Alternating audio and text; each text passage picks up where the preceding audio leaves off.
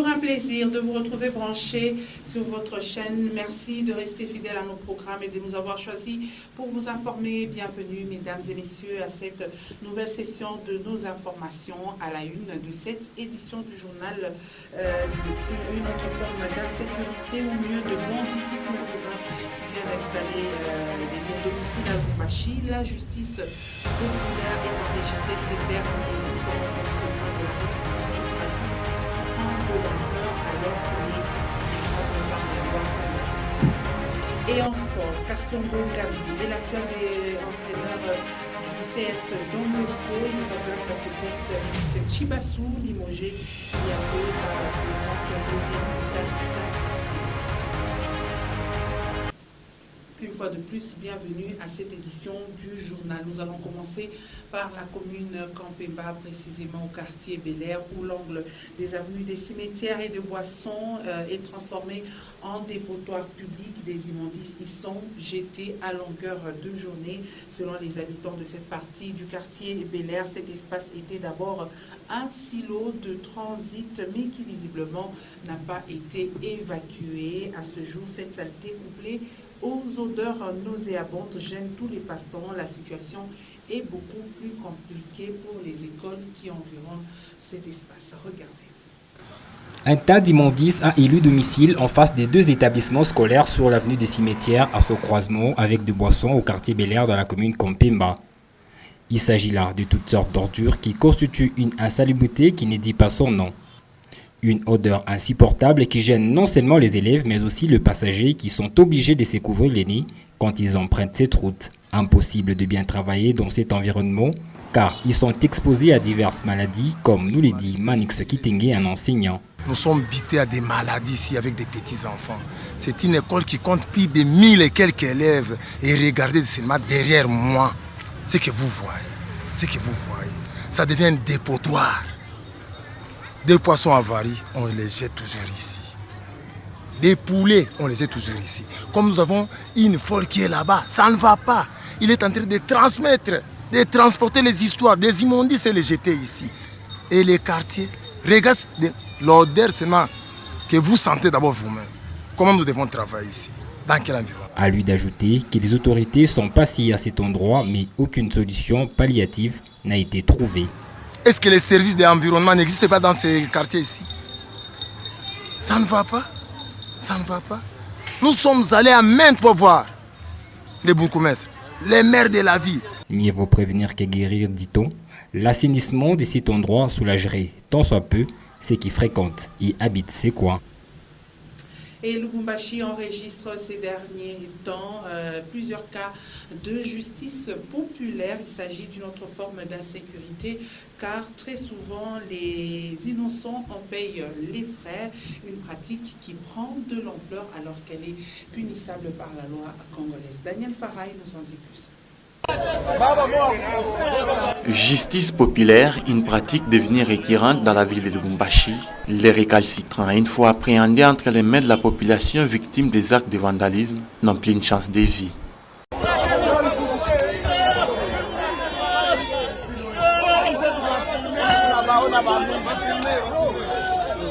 Certains se voient être lynchés, d'autres calcinés vifs par la population en colère. D'après les enquêtes, d'autres cas victimes de justice populaire seraient des innocents assimilés ou confondus aux bandits.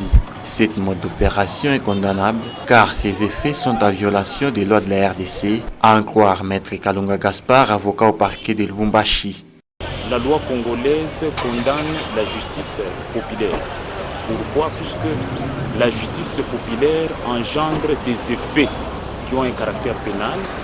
Et c'est en violation de la loi pénale, puisque la société a ses règles. Voilà, le code pénal congolais prévoit des sanctions à ceux qui se font justice populaire, a renchéri Kalunga Gaspard. Pour ceux qui se font justice populaire, quand on parle des effets, et ça peut engendrer la mort d'homme, et donc quand il y a mort d'homme, ça peut engendrer l'atteinte à l'intégrité physique, ça peut aussi engendrer. Donc il y a plusieurs infractions et il y a aussi plusieurs dispositions prévues par le code pénal.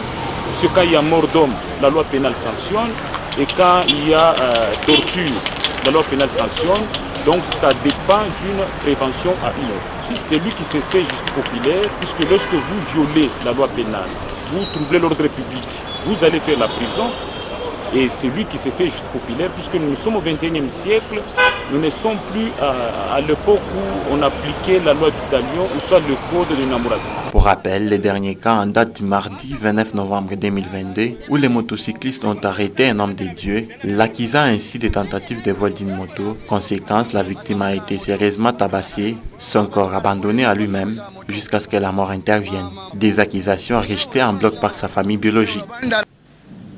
Et ce cas de cambriolage enregistré la nuit du 6 au 7 décembre 2022 du côté du quartier Golfe Plateau. En effet, une famille a été visitée par des malfrats sur l'avenue Lofoy, précisément dans la commune annexe. Des hommes non autrement identifiés ont cassé les portes à l'aide des barres d'ébène pour s'introduire dans cette maison. Ils ont emporté de l'argent et beaucoup d'autres biens de valeur. Ces présumés bandits ont blessé une personne, une insécurité qui ne dit pas son nom, refait encore surface dans la capitale cuprifère. Et dans sa lutte pour la protection de l'environnement, le complexe La Plage est en train de rendre utile les bouteilles plastiques jetées comme ordures sur les espaces publics de la ville de Lubumbashi. Avec ces bouteilles plastiques ramassées et nettoyées, un arbre de Noël est en train de voir le jour au jardin du complexe commercial La Plage. Regardez. C'est un arbre de Noël qui sort de l'ordinaire et qui est en train de voir le jour au complexe La Plage à Lubumbashi. Une chose inédite, car cet arbre de Noël en érection est fait des bouteilles plastiques. Une initiative de Denis Zunino, responsable de La Plage, ce complexe commercial, immobilier et sportif qui, depuis sa création, lutte pour la protection de l'environnement. Et c'est pendant une année que cet espace a récolté des bouteilles dans tous les coins et recoins qui l'entourent. Pour l'initiatrice, cet arbre est non seulement une décoration pour les fêtes de fin d'année, mais aussi un exemple palpable de la protection de l'écosystème. Cette idée elle est venue l'année passée. Quand j'ai vérifié, j'ai constaté beaucoup de saleté, beaucoup de bouteilles partout. Alors je me suis dit, il faut qu'avec mes enfants du CEF, on fait quelque chose pour donner la possibilité à les enfants de Lubumbashi de voir qu'est-ce qu'on peut faire avec les bouteilles de plastique. Et c'est ça, notre sapin. C'est le sapin des enfants de Lubumbashi. 11 mètres de haut, avec plus de 5000 bouteilles en plastique, un véritable travail des titans auquel prennent part les artistes congolais et les enfants du CEF. Eddy Masumbuko, un artiste chercheur sur le plastique, a rendu palpable cette idée de Denis Zunino. Sa lutte, rendre utile le plastique jeté comme ordure. Ici actuellement chez nous, que ce soit ici, que ce soit à Kinshasa, il y a tant de bouteilles qui traînent comme ça, donc les gens ne savent pas quoi faire avec. Alors nous, dans notre art, il y a la technique qu'on parle d'art de récupération. C'est-à-dire on peut récupérer tout ce qui est jeté pour le recycler autrement. Les enfants du CEF se sont également mis à contribution et prêtent main forte à la construction de cet arbre de Noël tout à fait particulier. Pour eux, vivre dans un milieu sain est la lutte de tous les jours. On peut fabriquer beaucoup de choses avec les bouteilles, donc il ne faut pas jeter des bouteilles sur la route parce que les bouteilles, ça nous aide. Si vous voulez les jeter, vous venez nous donner, parce que nous, les enfants du CEF, nous en avons besoin. On peut fabriquer plusieurs choses avec, les pots de fleurs, tout. Ils appellent par ailleurs tous les enfants à venir visiter cet arbre de Noël à la plage en s'amenant chacun avec une bouteille en plastique propre. Nous demandons à tous les enfants de Lubumbashi de venir visiter notre sapin de Noël et pour garder notre ville propre, qu'ils s'amènent avec une bouteille en plastique. Nous, les enfants du CEF, nous allons donner un bonbon. Hormis ce sapin de Noël exceptionnel, le complexe La Plage, comme chaque année en période de fête, offre également toutes sortes de divertissements et le marché de Noël, ouvert à tous, de 8h jusqu'à tard dans la soirée. Et puis 30 jours après la disparition de maman Louise Mouaké, mère biologique de feu Augustin Katumba à Mouaké, une messe d'action de grâce a été dite l'après-midi de ce 7 décembre 2022. Cette célébration eucharistique a vécu dans la paroisse Sainte-Marie et Virginie de Lubumbashi. Plusieurs personnalités politico-administratives et des amis proches de la famille Katumba ont pris part à cette messe pour apporter réconfort à la famille. Rendre grâce à Dieu 30 jours après la disparition de maman Louise Mwanké, mère biologique de feu Augustin Katumba Mwanké, c'est le but de cette messe dite l'après-midi de ce mercredi 7 décembre 2022 en la paroisse Sainte-Marie et Virginie de Lubumbashi. Par cette célébration eucharistique, la famille Katumba à laquelle se sont joints le couple Katumbi, le gouverneur du Haut-Katanga, le maire ad intérim de Lubumbashi et plusieurs amis montrent son attachement à Dieu qui l'a soutenu pendant cette dure épreuve. Dans son homélie, l'abbé Gaspard Moukoko, officiant du jour, a demandé à la famille de rester unie malgré ces moments qu'elle traverse. Et c'est dans ce calme que Dieu agira en sa faveur.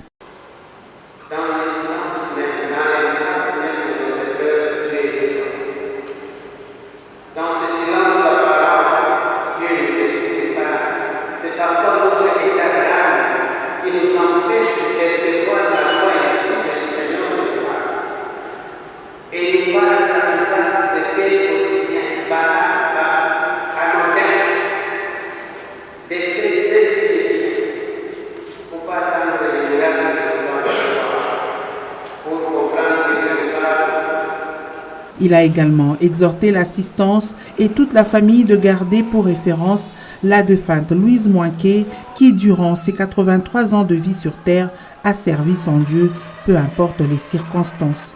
Durant cette célébration eucharistique, un hommage particulier a également été rendu à feu Augustin Katumba Mwanké. Avant la bénédiction finale, le gendre de la défunte, Audax Sompoué, a remercié l'assistance pour cet accompagnement. La famille vous dit merci et vous remercie beaucoup par rapport à cette loyauté dans l'amitié à l'égard de notre famille. Hormis la famille biologique, plusieurs autres personnalités politico-administratives ont pris part à cette messe d'action de grâce. Le gouverneur Jacques Yaboula Katoué, quelques membres de son gouvernement et Madame le maire honoraire de Lubumbashi. Le couple Katumbi, des proches et plusieurs autres amis de la famille Katumba étaient également présents. Je le disais au sommaire de cette édition du journal, c'est officiel, Isaac Kassongo Ngandou est le désormais patron du staff technique du CS Don Bosco. Il remplace à ce poste Eric Chibassou qui a été limogé il y a quelques temps pour insuffisance de résultats satisfaisants. Déjà ce mercredi 7 décembre dans la matinée, Kassongo Ngandou a dirigé sa toute première séance d'entraînement avec les Salésiens. Samka. Il signe son comeback sur le banc des Salésiens un peu plus de 2 saisons après. Les désormais ex-coach de New Soger a pris officiellement le commande du staff technique le matin de ce mercredi 7 décembre 2022. Et cela, après les départs d'Eric Chibassou, limogé des suites du manque des résultats. Avec un groupe composé majoritairement de jeunes, il devra faire mieux que Eric Chibassou. Kassongo aura la lourde mission de relever la pente salésienne en récupérant le maximum de points perdus lors de 8 dernières sorties. Pour y arriver, la volonté, le travail à fond et la prise de conscience du joueur serait la clé de la réussite pour se relancer dans le championnat. Si on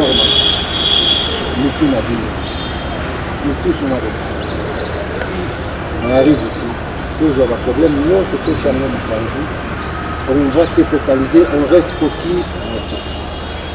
C'est très important.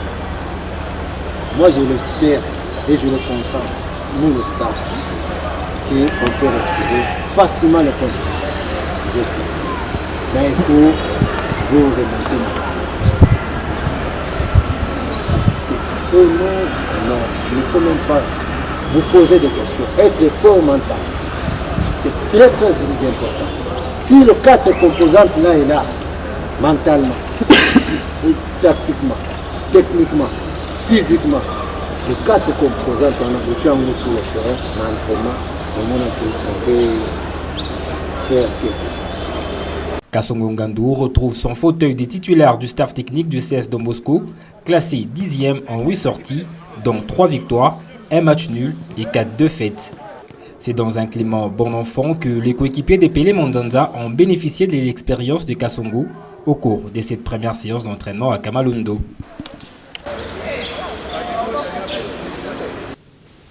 Bonne chance donc à ce nouvel entraîneur et aux Salésiens de Don Bosco. Et pour terminer, suivant l'actualité vue par nos confrères du quotidien d'information générale La République paraissant dans la capitale Kinshasa, Pascal Mangala a lu pour vous le numéro 1320 paru ce mercredi.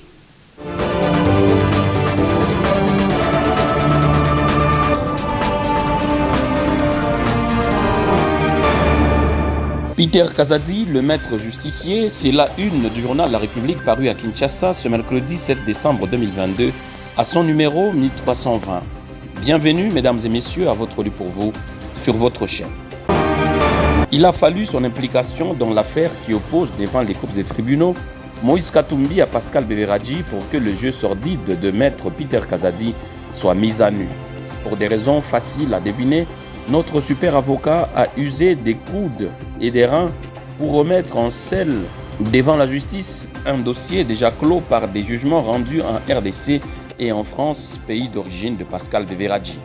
Peter Kazadi voit dans cette affaire un jackpot qui aura l'avantage d'allonger la liste de ses victimes et d'asseoir sa notoriété et sa puissance dans la sphère d'influence du mouvement du nouveau pouvoir. La société civile a condamné et dénoncé ces agissements d'une autre époque et qui ternissent l'image de la RDC à l'extérieur. Écho des provinces sur la page 6. Selon la météo, le Grand Équateur en proie aux inondations depuis environ 2 mois, renseigne le confrère. Ces inondations proviennent des crues de presque toutes les rivières qui traversent les 5 provinces du Grand Équateur. Des témoins affirment que le long de la rivière Ubangui, par exemple, des milliers de riverains sont sinistrés à Yakoma. À Lolo, sur la rivière Poussira, un des marchés qui approvisionne la ville de Bandaka a été déplacé à plus de 3 km sur la terre ferme. Il faut ramer dans des pirogues sous les arbres pour aller s'approvisionner, indiquent des témoins. Dans la cité de Bongandanga, dans la province de la Mongala, plusieurs marchandises gardées dans les entrepôts du port ont avarié à la suite de l'inaccessibilité dans ces entrepôts à cause de la montée des eaux, a rapporté le président de la société civile. L'administrateur du territoire de Libenge, Wuntu Nonge, qui a évalué à plus de 1000 les ménages sinistrés dans son entité, annonce une baisse progressive des eaux. Toutefois, il redoute que les conséquences demeurent encore plus longtemps. Sur la page 7, 3 de l'UNICEF, au moins 5,7 millions de déplacés en RDC, titre le confrère en manchette.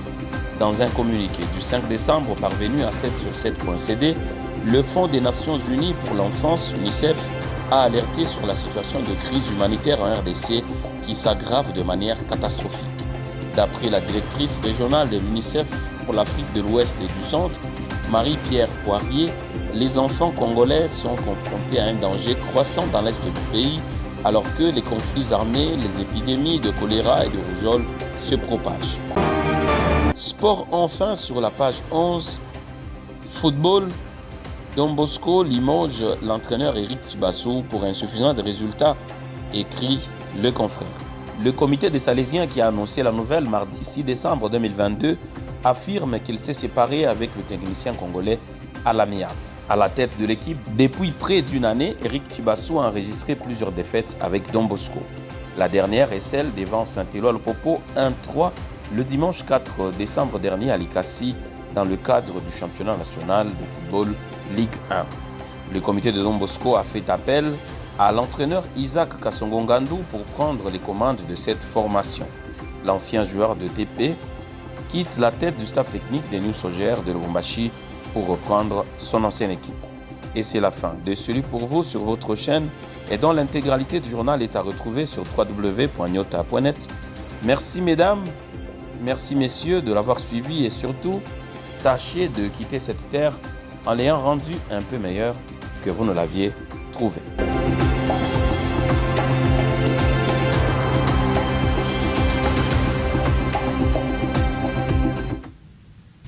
c'est également la fin de cette édition du journal. Merci, mesdames et messieurs, de nous avoir suivis. Restez en compagnie de nos programmes. Surtout, continuez à prendre soin de vous et de vos proches. Au revoir.